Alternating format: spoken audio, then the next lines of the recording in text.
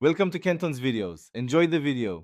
You begin by opening the Translator app and granting microphone access so the app can capture speech.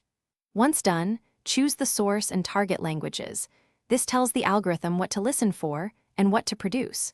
If you'll be offline, download the language pack now to avoid delays. Make sure the mic input level is normal and background noise is low. These simple first steps maximize recognition accuracy and prevent common early errors. You now perform the core interaction. Speak clearly and use tap or hold to talk so the app captures full phrases. After the app recognizes speech, glance at the text and correct any errors before you translate. This step improves output quality. Then, adjust dialect or formality settings to suit your audience. This affects word choice and tone.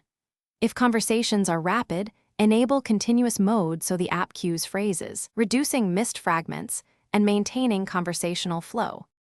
You finish by playing the synthesized audio or presenting translated text so the other person can hear or read it. Use copy or share features for follow-up. For live exchanges, switch to conversation mode so each side speaks in turn, and the app alternates translations automatically.